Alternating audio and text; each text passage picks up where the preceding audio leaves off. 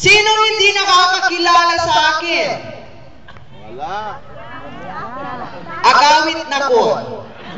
Bye.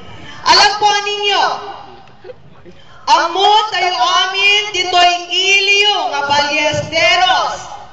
Nga da kayo, nga taga Ballesteros, ket kapamilya ti taga Abulo.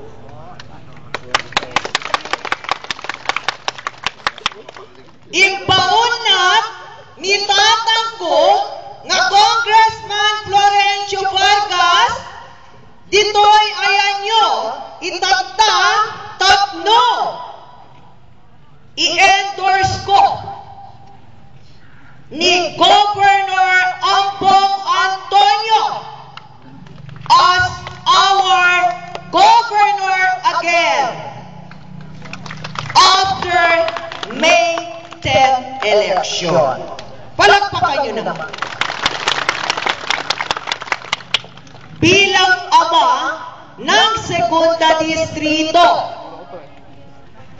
ipinapakiusap ni Congressman Vargas na kung sino ang kapartido niya, lalong-lalo na sa gobernador, yun din ang aasahan niya na susuportahan niyo.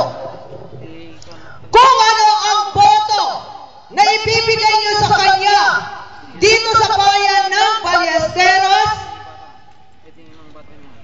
inaasahan niya na ganun din ang boto na ibibigay natin kay Governor Ambong Antonio. Sa mga hindi nakakaalam, napakaganda ng teamwork ng ating gobernador at congressman dito sa Segunda Distrito. Kung ano ang programa ng ating gobernador, yun din ang programa ni Congressman Vargas. Kung may PhilHealth program si Congressman Vargas, may PhilHealth program si Governor Antonio.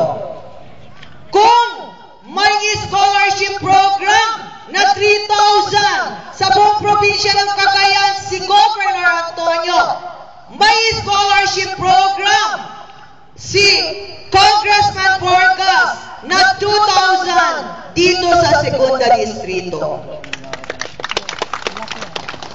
Meron din tayong livelihood program na ibinigay si Congressman Vargas. May mga pondo na ibinigay siya sa lahat ng bayan ng Segunda Distrito at magkakaroon po ng counterpart si Governor Antonio. Sila po ay nagtutulungan.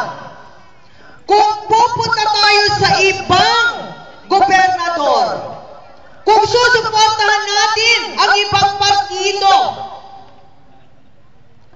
aasahan natin na ang pagtutulungan ng dalawang ito na sinusuportahan po natin ay hindi magiging maganda ang resulta.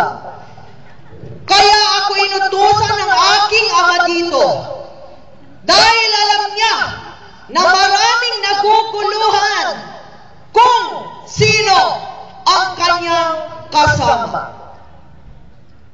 Ipinaparating po niya sa inyo na si Governor Antonio ang kanyang kasama po. Kung talaga daw gusto niyo siya, kung iginagalang niyo siya, kung nirerespeto niyo siya, ipakita niyo sa kanya sa pamamagitan ng buong suporta po natin sa ating gobernador.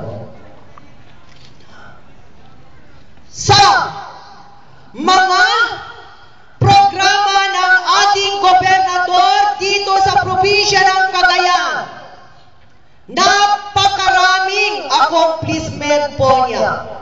Nangunguna na ang utang, ang loan probinsya ng Cagayan na iniwan ni ex-Governor Edgar Ramones Lara na nagkakahalaga ng 334 million pesos.